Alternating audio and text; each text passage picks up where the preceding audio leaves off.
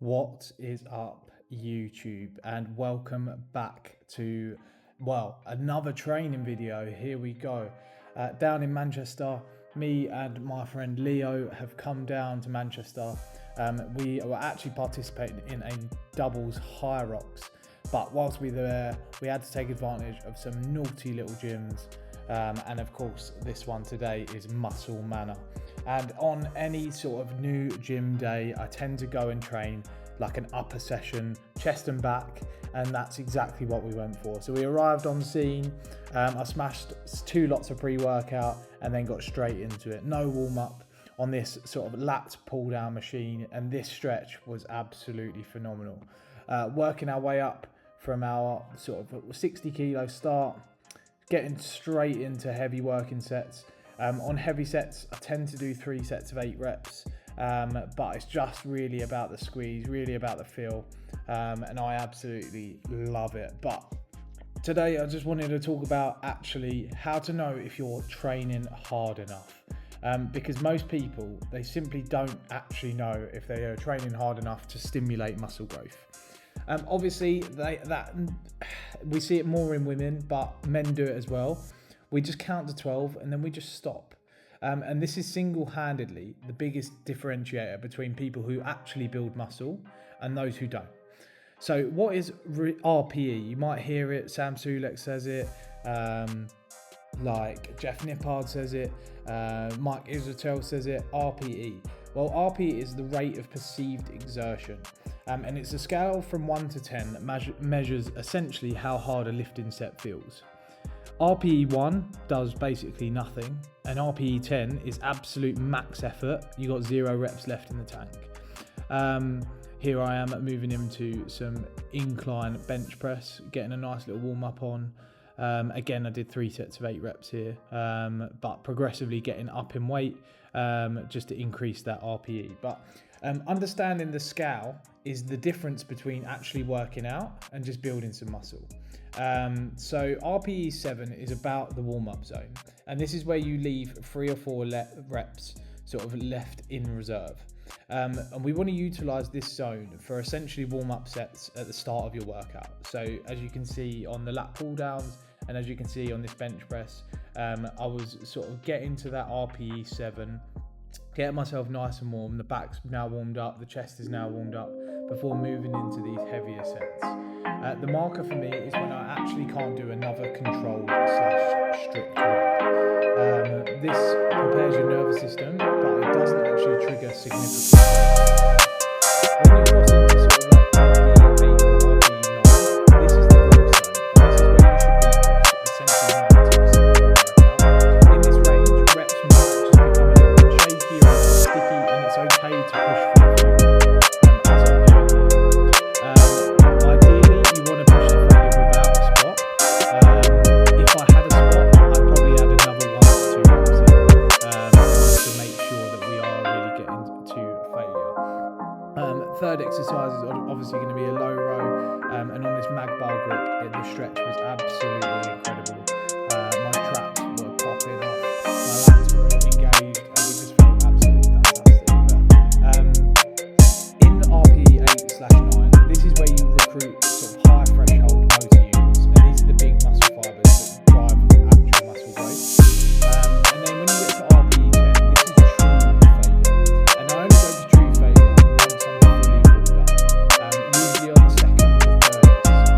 So as you can see on, I think it's this exercise, I get real close to failure. I end up doing a drop set really to push myself to exertion. I do this every other set, so usually the first set out of probably 2 or 3 working sets that I do. It is easier to do it on the machines, and you have the confidence to push that little bit harder. This is the 100% here, but this is the ultimate signal for your body to adapt and grow. That is very, very fast when it comes to recovery. As you can see, as Leo picks up the camera, you can see it's the really full if you did this every single set, you will recover slower, meaning less volume throughout the day. So utilize it sort of infrequently. Research shows that the final 5 reps up to RPE 10 are the ones that truly drive muscle growth. The first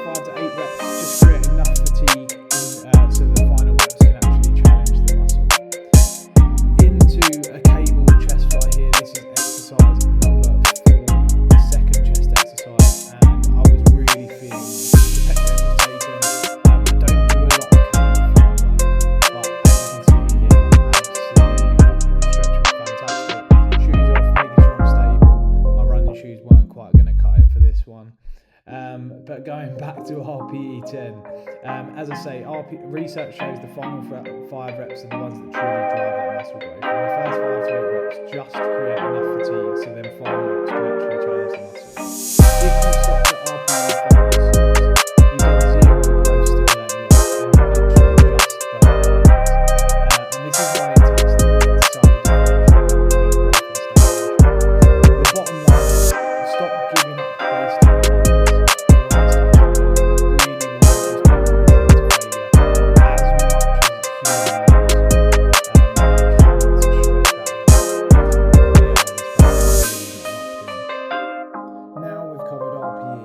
Let's get into actually progressive overload markers. So when it comes to actually knowing if you're working out hard enough, you want to ask yourself these questions. Are you lifting more weight, doing more reps, or completing workouts faster than you were 4 to 6 weeks ago? If nothing is progressing, you're probably not training hard enough, or you're and we want to emphasize that. So if you're not writing it down, you're genuinely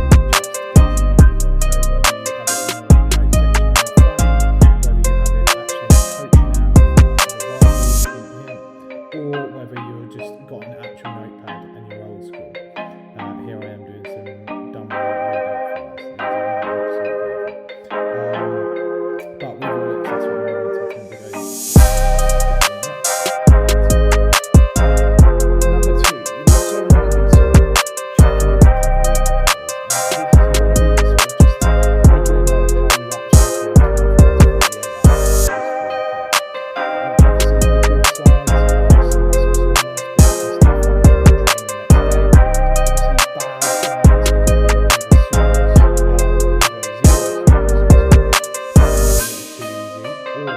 essentially crippled for 3+ days, which means you're probably going too hard. So your sleep quality, are you sleeping well? Are you wired? Are you exhausted?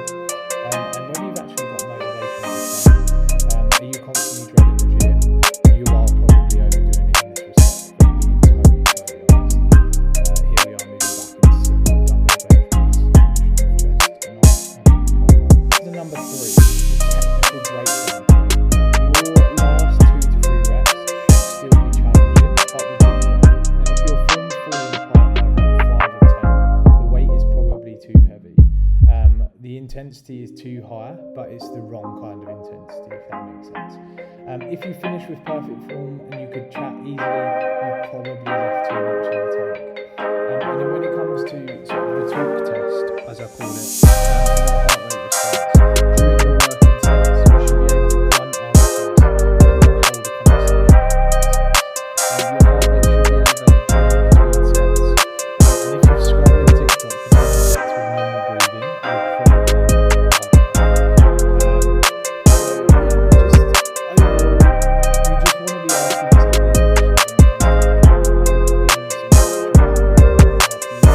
it comes to how to know if you are training hard enough. This gym here was absolutely sensational. If you can get down to the muscle hut, then I would absolutely do that, because this was absolutely insane. Obviously, I had to finish with a killer ab set. These were weighted decline sit-ups, 3 sets of sort of like 15 reps. But thank you so much for watching. Tune in on the next one for some more information. As always, for all coaching inquiries, please do check the application forms on my bio. I've helped over 200 shift workers in the last 12 months lose over 1,000 kilograms combined without giving up their favourite foods, alcohol, chocolate, social occasions, or spend their life at the gym. So if you want some help from somebody who's been there,